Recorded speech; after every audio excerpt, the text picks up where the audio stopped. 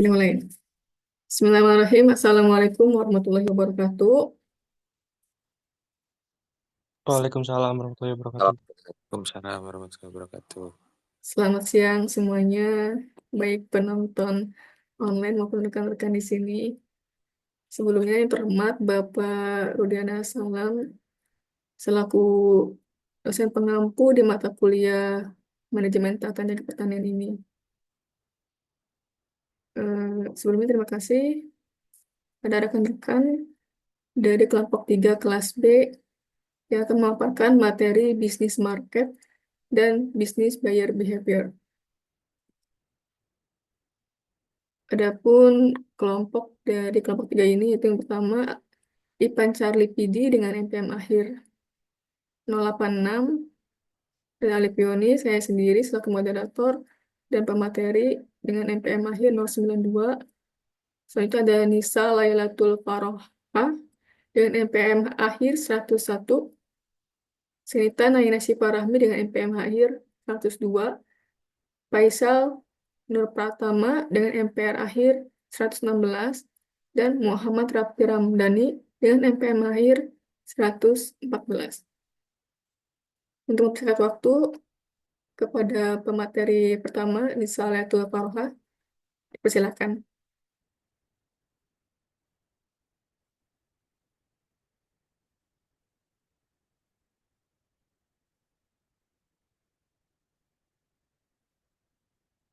Mana Nisa? Bentar, bentar nggak kebuka. Iya nah, nggak ada jaringan. Ya, sok-sok. Kayak mati lampu. Nah, Bismillahirrahmanirrahim. Di sini saya sebagai pemateri pertama akan menjelaskan materi mengenai bisnis buyer behavior, di mana perilaku pembeli bisnis mengacu pada perilaku pembelian organisasi yang membeli barang dan jasa untuk digunakan dalam produksi produk dan jasa lain yang dijual, disewakan atau dipasok ke pihak lain. Ini juga mencakup perilaku perusahaan retail dan grosir yang memperoleh barang untuk dijual kembali atau disewakan kepada pihak lain dengan keuntungan. Yang kedua ada business buying process, di mana pembeli bisnis menentukan produk dan layanan apa yang perlu diberi organisasi mereka. Kemudian mencari, mengevaluasi, dan memilih di antara pemasok dan merek alternatif, di mana mereka harus melibatkan pelanggan bisnis dan membangun hubungan yang menguntungkan dengan mereka dengan menciptakan nilai pelangganan yang unggul. Next.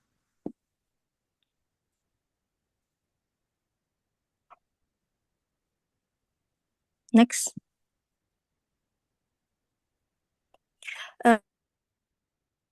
Uh, untuk bisnis market sendiri terbagi menjadi 3. Yang pertama ada market struktur and demand atau struktur pasar dan permintaan, di mana pemasar bisnis berinteraksi dengan pembeli yang jumlahnya lebih sedikit, namun dengan volume pembelian yang lebih besar dibandingkan dengan pemasar konsumen, di mana permintaan di pasar bisnis cenderung inelastis dan fluktuatif, tidak terlalu terpengaruh oleh perubahan harga dalam jangka pendek. Permintaan bisnis merupakan derivat demand atau permintaan turunan, karena bergantung pada permintaan barang konsumen, di mana pemasar B2B terkadang mempromosikan produk mereka langsung ke konsumen akhir untuk meningkatkan permintaan bisnis secara keseluruhan. Next.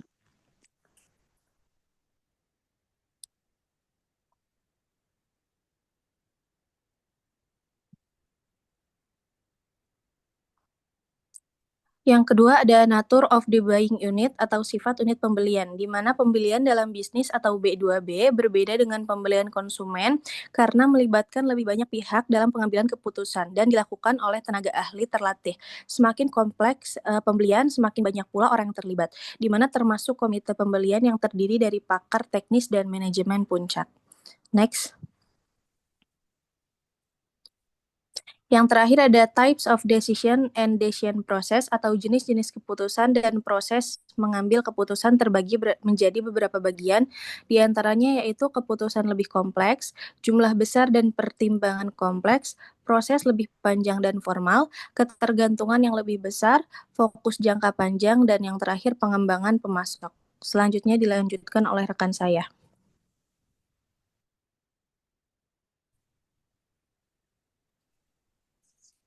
Oke, untuk selanjutnya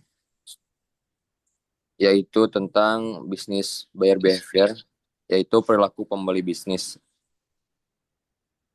Ada 3 aspek yang menjadi perilaku pembelian bisnis. Yang pertama, model perilaku pembeli bisnis, pemasaran dan rangsangan lain mempengaruhi keputusan pembelian bisnis. Pembelian melibatkan 2 bagian utama, pusat pembelian dan proses keputusan pembelian. Poin yang ketiga, pembeli dipengaruhi oleh faktor internal organisasi dan eksternal lingkungan. Yang kedua, jenis situasi pembelian. Pembelian ulang langsung, pembelian rutin tanpa perubahan. Pembelian ulang yang dimodifikasi, pembeli ingin mengubah beberapa elemen pembelian. Selanjutnya, tugas baru, pembeli pertama kali lebih kompleks dan melibatkan banyak peserta. Lalu poin yang ketiga, peserta dalam proses pembelian. Pertama, pengguna, orang yang akan menggunakan produk. Lalu influencer, memberikan informasi dan membantu menentukan spesifikasi. Lalu pembeli, memilih pemasok dan menegosiasikan syarat. Pengambilan keputusan, menyetujui atau memilih pemasok. Gatekeeper, mengendalikan aliran informasi ke orang lain. Lalu selanjutnya,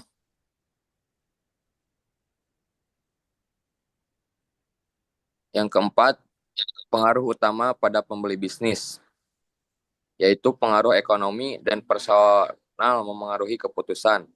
Pembelian bisnis juga dipengaruhi oleh emosi dan hubungan interpersonal. Lalu faktor lingkungan seperti ekonomi, teknologi, persaingan, dan budaya mempengaruhi pembeli bisnis. Yang kelima, proses pembelian bisnis. Pengenalan masalah dimulai ketika perusahaan menyadari adanya kebutuhan yang bisa dipenuhi dengan pembelian produk atau layanan.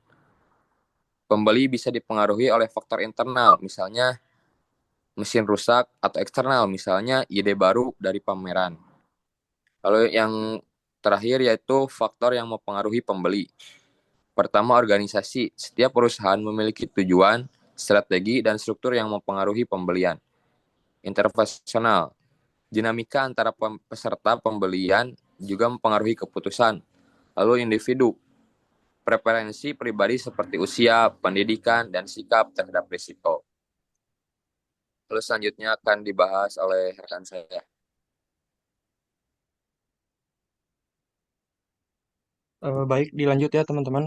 Untuk materi selanjutnya yaitu proses pembelian dalam bisnis, the business buying process. Dalam dunia bisnis, pembelian bukan hanya tentang transaksi, tetapi juga melibatkan berbagai tahap untuk memastikan keputusan yang tepat. Seringkali kita ini terjebak melihat pembelian hanya sebagai urusan beli barang lalu selesai. Padahal di bisnis buying process ini, setiap tahap adalah kunci. Keputusan di awal akan mempengaruhi tahap berikutnya, bahkan hingga kinerja pemasok di akhir nanti. Memahami proses ini akan membantu kita menghindari kesalahan umum dan maksimalkan nilai dari setiap pembelian yang kita lakukan. Nah, di sini saya akan menjelaskan tahapan-tahapan dalam bisnis buying process. Untuk tahapan yang pertama yaitu ada proses pembelian dalam bisnis. Tahapan pertama itu pengenalan masalah, problem recognition. Tahap pertama dalam proses pembelian bisnis adalah pengenalan masalah. Di sini perusahaan menyadari adanya kebutuhan yang harus dipenuhi dengan membeli produk atau jasa tertentu. Misalnya jika sebuah mesin produksi mengalami kerusakan atau jika perusahaan ingin mengembangkan produk baru, maka kebutuhan baru muncul. Stimulus bisa berasal dari internal seperti kebutuhan perusahaan sendiri atau eksternal misalnya rekomendasi dari pemasok, pameran dagang atau iklan. Jadi perhatikan kata stimulus. Masalah tidak selalu muncul begitu saja. Seringkali kita perlu mencari stimulus, baik dari dalam maupun luar. Misal kita lihat data penjualan menurun, atau kita lihat pesaing meluncurkan produk baru yang inovatif.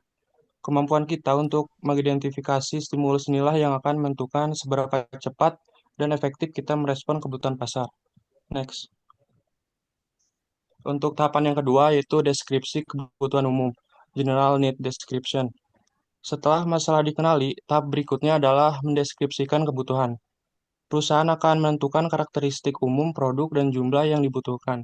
Jika produk yang dibutuhkan cukup kompleks, biasanya perusahaan akan melibatkan berbagai pihak, seperti teknisi atau konsultan, untuk memastikan kebutuhan mereka terdefinisi dengan baik.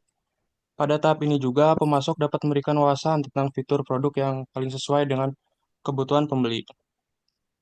Nah, jadi tujuannya adalah untuk memberikan gambaran besar kepada semua pihak yang terlibat.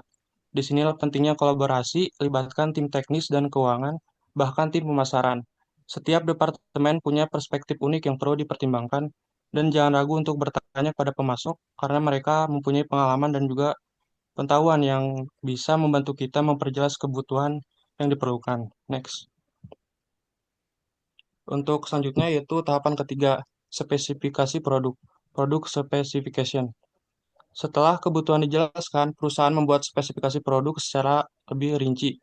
Tim teknik atau value analysis engineering team akan menganalisis apakah produk bisa didesain ulang atau diproduksi dengan cara yang lebih efisien. Pemasok yang proaktif dapat menawarkan solusi inovatif yang mengurangi biaya dan meningkatkan efisiensi sehingga perusahaan lebih tertarik untuk bekerja sama dengan mereka. Nah, jadi ingat deskripsi kebutuhan ini masih bersifat umum. Kita tahu, belum masuk ke detail teknis. Eh, Tim teknik atau value analysis engineering team akan menganalisis apakah produk bisa desain ulang atau diproduksi dengan cara yang lebih efisien. Pemasok yang proaktif dapat menawarkan solusi inovatif yang mengurangi biaya dan meningkatkan efisiensi sehingga perusahaan lebih tertarik untuk bekerja sama dengan mereka. Next. Untuk selanjutnya itu tahapan keempat, pencarian pemasok, supplier search. Setelah spesifikasi produk ditentukan, perusahaan mulai mencari pemasok yang memenuhi kriteria. Proses ini bisa dilakukan melalui berbagai cara seperti mencari direktori bisnis, melakukan pencarian online, atau meminta rekomendasi dari mitra bisnis lainnya.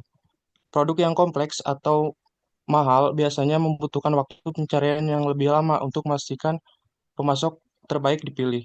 Oleh karena itu, pemasok harus membangun reputasi yang baik agar dapat dipercaya oleh calon pembeli. Pencarian pemasok ini bukan hanya soal menemukan yang termurah, ini tentang menemukan yang terbaik untuk kebutuhan kita. Reputasi dibangun dari pengalaman masa lalu, jangan ragu untuk meminta referensi dari pemasok. Hubungi pelanggan mereka sebelumnya dan tanyakan tentang pengalaman mereka. Selain itu, pertimbangan juga lokasi si pemasok, apakah mereka ini dekat dengan fasilitas kita, apakah mereka memiliki jaringan distribusi yang luas, karena faktor-faktor ini juga dapat mempengaruhi biaya pengiriman dan waktu pengiriman. Next. Untuk yang terakhir atau tahapan kelima, yaitu permintaan proposal, proposal solicitation. Setelah menemukan pemasok potensial, perusahaan meminta proposal dari mereka. Proposal ini bisa berupa informasi di situs web pemasok, materi promosi, atau bahkan presentasi langsung. Untuk produk yang lebih kompleks, biasanya pembeli mengharapkan proposal yang lebih detail dalam bentuk dokumen tertulis atau presentasi formal. Pemasok yang dapat membuat proposal menarik dan membangun kepercayaan dengan pembeli memiliki peluang lebih besar untuk dipilih. Nah, ingat, proposal adalah kesempatan bagi pemasok untuk menunjukkan nilai mereka. Oleh karena itu, penting untuk memberikan mereka informasi yang cukup agar mereka dapat menyusun proposal yang relevan dan kompetitif. Mungkin sekian dari saya akan dilanjutkan oleh rekan saya berikutnya. Terima kasih.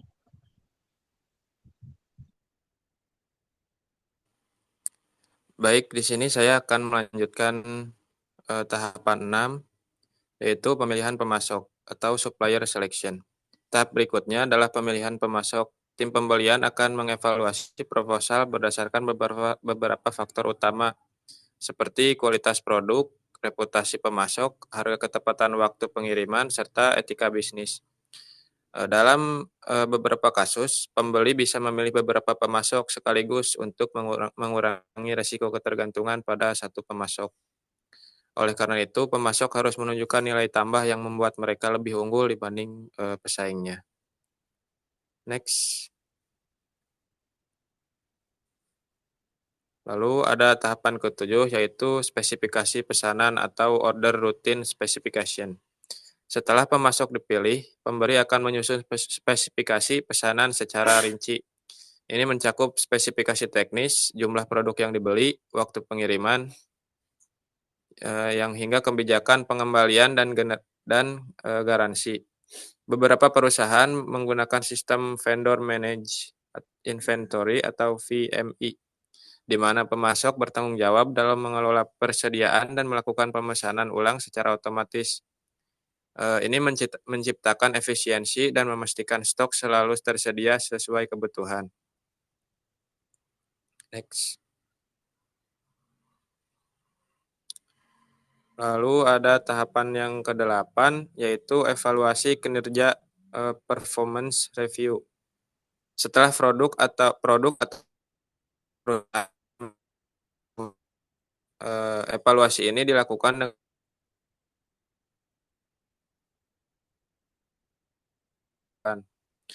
jika kinerjanya baik, perusahaan akan melanjutkan kerjasama. Jika ada kekurangan, mereka bisa meminta perbaikan atau mengganti pemasok. Oleh karena itu, pemasok harus terus memantau kinerja mereka untuk memastikan pelanggan tetap puas. Next.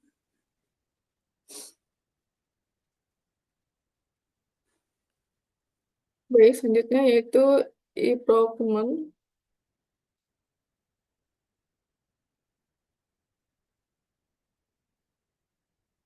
Atau pengadaan elektronik adalah proses permintaan, pemesanan, dan pembelian barang dan jasa secara online. Seluruh rangkaian tersebut termasuk dalam proses B2B, tidak seperti pada e-commerce. Namun, e-procurement ini menggunakan sistem tertutup pemasok dan hanya tersedia untuk pengguna terdaftar.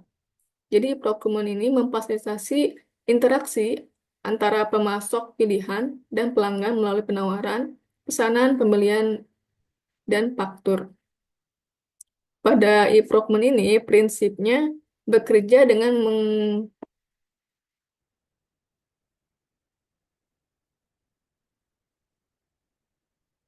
menghubungkan berbagai entitas dan proses melalui platform terpusat. Manajemen vendor ataupun manajemen pemasok adalah salah satu aspek terpenting dalam e-procurement. Ini melibatkan manajemen hubungan pemasok dan manajemen informasi pemasok. Jadi perusahaan dapat melakukan e-procurement dengan membuat situs web atau aplikasi pembelian perusahaan mereka sendiri. Seperti contohnya perusahaan General Electric mengoperasikan situs perdagangan perusahaan di mana mereka memposting kebutuhan pembeliannya dan mengundang penawaran, menegosiasi persyaratan, dan melakukan pemesanan. Atau perusahaan dapat membuat tautan extranet dengan pemasok utama. Selanjutnya, apa sih bedanya e-procurement dengan procurement? Nah, electronic procurement ini terdiri dari searching, di mana definisi persyaratan dan calon pemasok prakualifikasi. Jadi ada proses pencarian itu pemasok sebelum dikualifikasi. Ada e-tendering, permintaan informasi, proposal, dan penawaran. Ada auctioning, mengevaluasi pemasok, negosiasi, dan manajemen kontrak pada tahap pelelangan. Gitu. Ada e-ordering, dan pembayaran membuat permintaan dan pesanan pembelian dan menerima barang pesanan. Selanjutnya ada analitik, melihat pengeluaran dan ambil tindakan korektif sesuai kebutuhan. Nah, sedangkan procurement ini mengacu pada proses penerimaan barang dan jasa dari pemasok eksternal. Mencakup segala sesuatu yang terjadi sebelum, selama, dan setelah menerima barang dan jasa. Proses interpay yang digunakan dalam lingkup produksi, nilai item lebih penting daripada biaya. Jadi nilai barang dan jasa ini lebih penting dalam proses biayanya. Proses bertujuan untuk mengidentifikasi dan memenuhi kebutuhan spesifik. Prosesnya termasuk mengidentifikasi kebutuhan, mencari dan menutup kontrak secara proaktif, mengidentifikasi dan memenuhi kebutuhan, serta berfokus pada membangun hubungan jangka panjang dengan vendor. Selanjutnya, B2B social marketing, ruang untuk melibatkan pelanggan bisnis adalah strategi pemasaran yang fokus pada interaksi dan hubungan antara perusahaan dengan perusahaan lain melalui platform media sosial. Ini mencakup penggunaan konten yang relevan, kampanye iklan, dan komunikasi yang membungkus kepercayaan serta kredibilitas kalangan bisnis. Nah, ini juga bertujuan untuk membangun hubungan yang kuat dan saling menguntungkan antara perusahaan. Manfaat pemasaran B2B ini juga bisa menggunakan platform yang digunakan seperti LinkedIn yang meningkatkan pengenalan merek, menarik prospek yang lebih berkualitas, menjangkau pasar B2B lebih efisien, menjalin hubungan, melibatkan, dan mengoperasi mitra bisnis. Ada pula bisa menggunakan platform media lain seperti web, aplikasi Facebook, Twitter, dan Instagram, YouTube, dan lain-lain. Nah, dampak utama dari e-procurement ini, dampak positifnya ada efisiensi proses, di mana ada pemangkasan proses dalam tahapannya gitu. Penghematan biaya, transparansi dan akuntabilitas, akses ke data dan analisisnya lebih mudah, pengurangan kesalahan manusia karena sebagian besar prosesnya dilaksanakan secara elektronik gitu atau sistematis. Peningkatan hubungan dengan pemasok ini lebih intens gitu, jadi lebih mudah. Dampak negatifnya, biaya implementasinya cukup tinggi karena memang menggunakan IT gitu, jadi banyak sekali pengeluaran biayanya. Ketergantungan pada teknologi itu sudah pasti, keamanan data karena e-procurement ini rawan sekali di hack gitu. Terus juga perubahan budaya organisasi, keterbatasan akses, dan kebutuhan pelatihan. Dan memang cangkupannya sangat besar gitu. Harus bisa dikelola dengan orang yang ahli di bidang IT-nya.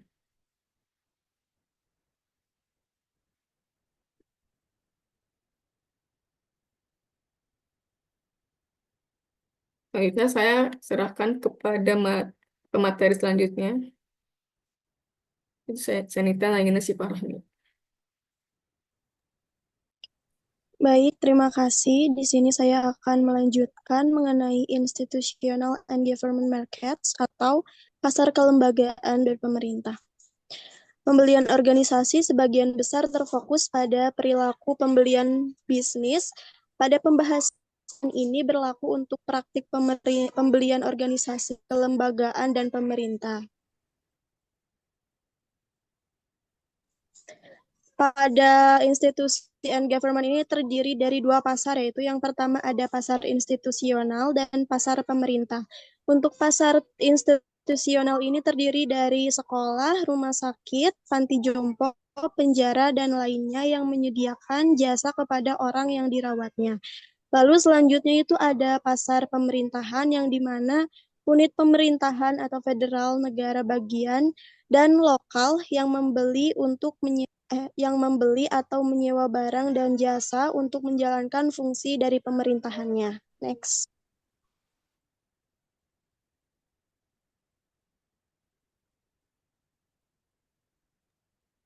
Untuk pasar institusional sendiri, ini berfokus pada melibatkan lembaga seperti sekolah, rumah sakit, panti jompo, penjara, dan lainnya yang menyediakan barang dan jasa untuk orang yang mereka rawat. Contoh lembaga institusional ini termasuk Tenet Healthcare, Children's Hospital for Children, and Veterans Affairs Medical Center yang memiliki banyak kebutuhan pembelian berbeda berdasarkan jenis layanan yang mereka berikan. Lalu untuk skala ekonomi pasar institusional ini bisa sangat besar. Contohnya adalah penjara di Amerika Serikat yang menampung 7,4 juta orang dan memiliki pengeluaran tahunan yang sangat besar, lebih dari pengeluaran untuk pendidikan dan transportasi. Lalu selanjutnya itu ada pembelian dalam pasar institusional yang seringkali beranggaran terbatas dengan pelanggan tetap. Contohnya, makanan untuk rumah sakit harus memenuhi standar kualitas yang baik tanpa mengorbankan biaya yang banyak, karena bisa mempengaruhi reputasi rumah sakit. Pada pembelian tersebut bukan berfokus pada yang termurah, tetapi bagaimana caranya membeli barang yang terbaik tapi dengan harga yang lebih murah. Next. Lalu apa sih bagaimana perusahaan tersebut memilih vendor, yaitu untuk pasar institusional, banyak perusahaan besar seperti Nestle dan Procter and Gamble yang membuat bagian khusus untuk memenuhi kebutuhan pasar institusional. Lalu mereka menyediakan solusi untuk layanan makanan, pembersihan, dan kebutuhan lainnya di tempat seperti rumah sakit ataupun panti jompo.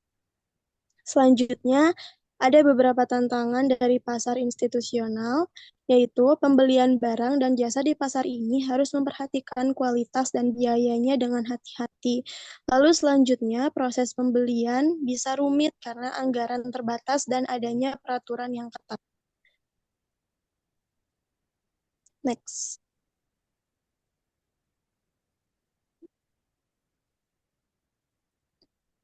Untuk pasar yang kedua itu yaitu pasar pemerintah, yang dimana pemerintah merupakan pembeli utama barang dan jasa di pasar ini. Pemerintah federal ataupun negara bagian dan lokal membeli lebih dari 1 US dollar triliun barang dan jasa setiap tahunnya di Amerika Serikat.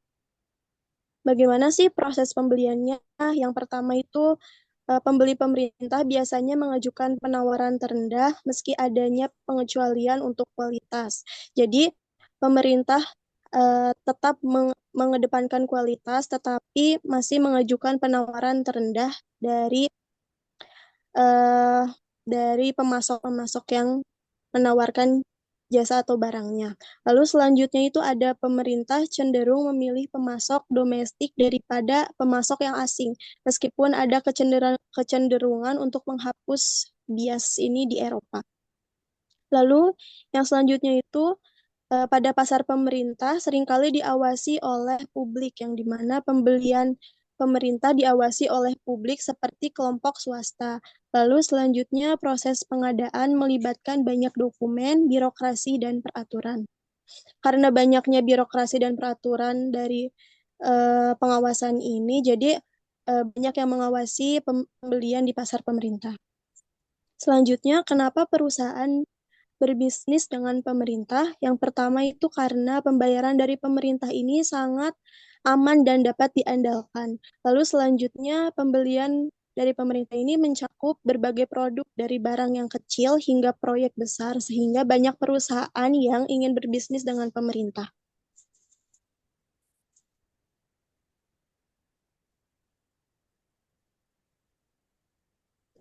Nah, bagaimana panduan untuk pemasok di pasar pemerintah ini? Banyak pemerintah menyediakan panduan terperinci bagi calon pemasok melalui situs atau web pusat pelayanan di pemerintahan negara itu. Lalu, pemasok harus memahami sistem pengadaan dan mengatasi birokrasi untuk mendapatkan kontrak yang besar. Selanjutnya, kriteria non-ekonomi dari pasar ini, pemerintah seringkali diberi instruksi untuk mendukung perusahaan kecil, perusahaan milik minoritas, dan bisnis yang mematuhi peraturan anti-diskriminasi. Selanjutnya, sebagian besar pembelian pemerintah kini dilakukan secara daring melalui berbagai situs web. Lalu, sistem pada pembelian daring ini memungkinkan pembeli dan pemasok berinteraksi lebih langsung, mengurangi birokrasi dan mempermudah proses pengadaan barang di pasar pemerintah. Lalu selanjutnya ada pemasaran pemerintah, yang dimana pembelian pemerintah lebih berfokus pada harga dan dokumentasi daripada pemasaran ataupun iklan. Jadi beberapa perusahaan besar memiliki departemen pemasaran khusus untuk mengelola penjualan ke pemerintah sendiri, misalnya seperti Boeing dan Lockheed Martin.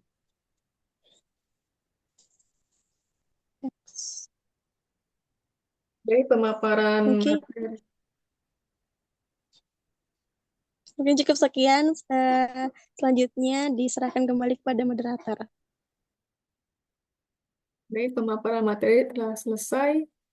Para teman-teman online yang sudah menonton dengan menyimak dengan baik, silahkan bertanya di kolom komentar di bawah ya. Nanti kami akan segera menjawabnya, pertanyaannya. Baiklah, kesimpulan pada materi kali ini. Pertama, bisnis market atau pasar bisnis adalah pasar di mana pemasar berinteraksi dengan pembeli yang jumlahnya lebih sedikit, tetapi dengan volume pembelian yang lebih besar dibandingkan pasar konsumen. Permintaan di pasar bisnis cenderung tidak terlalu terpengaruhi oleh perubahan harga dalam jangka pendek atau inelastis, dan dampak berfluktuasi. Permintaan bisnis bersifat turunan, yang artinya permintaannya bergantung pada permintaan barang konsumen. Pemasaran B2B seringkali mempromosikan produk mereka langsung ke konsumen akhir untuk meningkatkan permintaan secara keseluruhan. Yang kedua, sementara itu bisnis buyer behavior atau perilaku bisnis pembeli bisnis menunjukkan bahwa keputusan pembelian bisnis dipengaruhi oleh berbagai rangsangan, pemasaran, dan faktor internal maupun eksternal. Proses pembelian melibatkan dua komponen utama. Pertama itu pusat pembelian dan proses pengambilan keputusan, di mana pembelian dipengaruhi oleh faktor-faktor yang ada di dalam organisasi serta faktor lingkungan eksternal yang lebih luas. Terima kasih, pemaparan materi dari kami telah selesai. Mohon maaf bila ada kesalahan. Wassalamualaikum warahmatullahi wabarakatuh. Udah ya guys. Assalamualaikum warahmatullahi wabarakatuh.